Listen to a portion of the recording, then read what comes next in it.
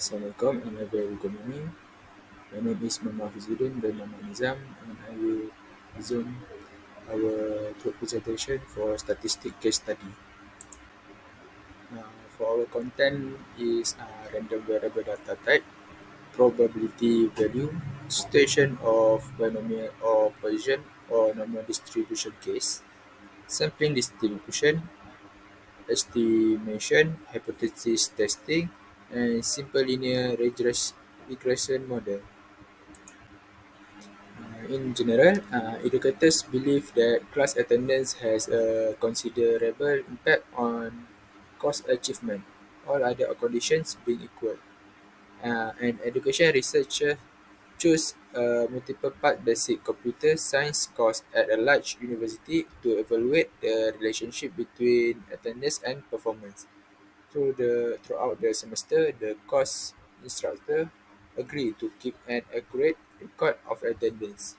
In this case study, we have taken data from Dr. Ram Manohar Lohia Abad University of BCA final year students for experimental purpose.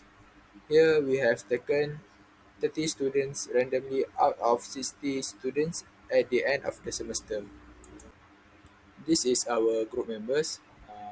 Muhammad Hisham, CN210113, Muhammad Hazwan, AN210117, Tiong Wei Ting, AN210133, Muhammad Asif, AN210017, and Muhammad Fizudin, AN210053. Assalamualaikum warahmatullahi wabarakatuh. My name is Muhammad Isham bin Muhammad Azharan. My metric number is CN210113.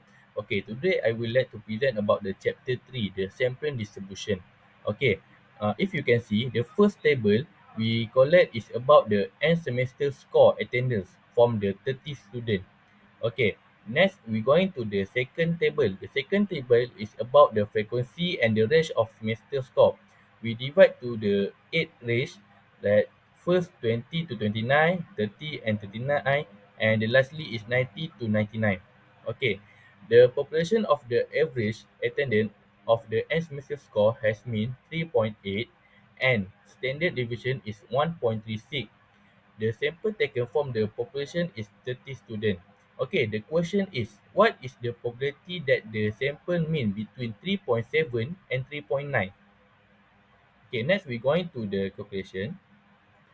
Okay, next we going to the calculation. Okay, first we going to the mean. Okay, the mean, how we find the mean is the total of some frequency we divide by the n is uh, number of range. Okay, and then we got the 3.8 for the answer for the mean.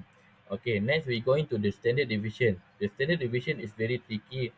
Okay, how we find that? Okay, first we must the frequency must minus by the mean is 3.8, and then we power that by 2. Okay, for each frequency must do like this, and then we divide by 8. After that we square root that. Okay, and then the answer is 1.36. Okay, for the next calculation, we got the answer is 60.64%.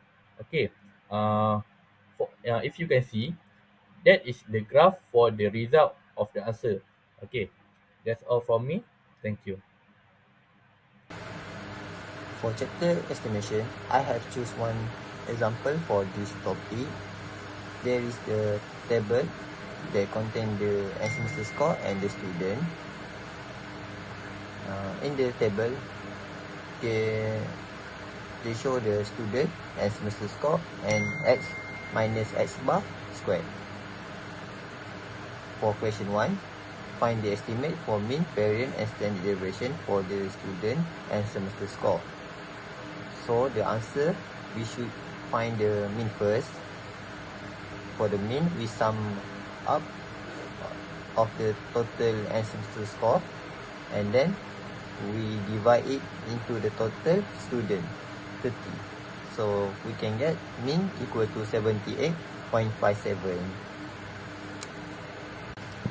For the variance, we use the formula s squared equal to sum of si minus x squared over 30, and then we put the value into the formula, and then we can get variance equal to 284.58.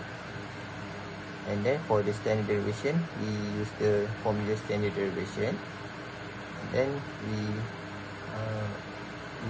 can get the standard deviation 16.87. For the question 2, determine the 90% confidence interval for estimating the students and semester score with the sample mean of 2857 and standard deviation 1687. From the information given, n equal to 30 means 78.57 and standard deviation 16.87, alpha equal to 1 minus 0.95, and then we can get 0.05. Alpha over 2 we can get 0.025, z 0.025 equal to 9.9c. The value of 1.9c we can get using the table A4. 95 confidence level equal to 9.7c. From the confidence level, we can get the confidence interval by the formula, and then we can get the confidence interval equal to 78.57 plus minus 6.04. For the upper end, we can get 84.61, and then for lower end we can get 72.53, and then we can get the upper end equal to 85 and lower end equal to 73. Next part is hypothesis testing. Using the dataset of 30 students from the table, test the claim whether the student who absented less than 3 days perform better score than the student who absented more and equal to 3 days in the end of semester using 0.05 level of significance. From the data table, we can separate the data into two, case A and case B. Case A refer to the student who absented less than 3 days, and case B, student who absented more than and equal to 3 days. So for case A, um, sample size equals to 18, sample mean equals to 87.17, and the variance equals to 10.08. For case B, sample size equals to 12, sample mean 65.67, variance equals to 17.79. By using the significant levels of 0.05, so we can make a null hypothesis. Sample size 1 equal to sample size 2. For alternative hypothesis,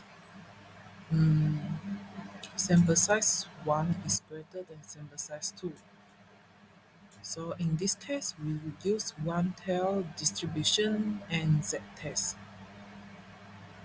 For z-test, use the equation x1 minus x2 minus mu1 minus mu2 divided by s1 squared over n1 plus s2 squared over n2 square root. So we can get the answer 3.0996. From the significance level of 0.05, we'll get the graph, and the z critical is 1.645. We can get this value from the table. So our z-test value 3.7996 is greater than 1.649. So we have to reject the null hypothesis.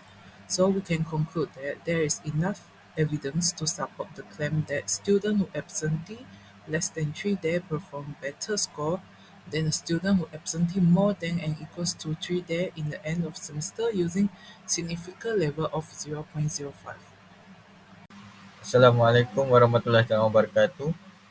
So for chapter 6, the calculation of simple regression model. So first thing first, the question determine the least square regression line or predicted line. So at this point, we have to find the summation of x, summation of y, summation of x square, summation of xy, x bar and y bar. So at this point, we have to include the data from the table into the calculator. And then you have to press AC, shift, and then number 1. To find the summation value, we have to press number 3, which is sum. And then for number 1, we got summation of x square. And then it's exactly the same as in the slide. And then for summation of y square, number 3. And then we press equal. And then it was also the same as in the slide, which is 193,719. So for x bar and y bar, we have to press number 4 for variance. So we have press number 2 for x bar, and then we're gonna get 2.567, exactly the same as in the slide. So for y bar, it's the same also. We have to press for variance, and then we have to press 5 for y bar, and then we get 78.567. So all this data we have, this is important to calculate the SXY, SSX, and XYY by using in the formula.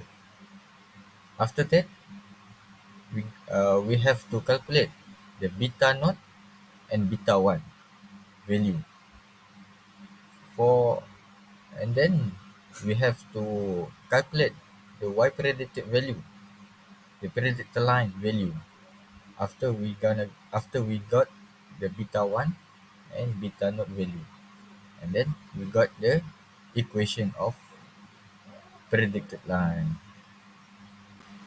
After we get the predicted line or predicted equation, we have to put the predicted value at the new column. We have to create new column for y predicted and then put the data of the predicted value. After that, we have to calculate the coefficient of correlation, which is r square, and coefficient of Poisson correlation, which is r. So to find by using calculator, at this point we have to press regression number 5. So there is a r there at number 3, and then we have to put square. So press equal. So we're gonna get 0.3706 for r square. You can calculate manually by using formula 1 minus SSE over SYY. You have to find the SSE first by using the formula, which is y minus y predicted square. Then after that, we have the coefficient of Poisson correlation. So we have the r square right here. So we have to square root answer, which is we're gonna get r. So the r right here is 0.608. Same goes,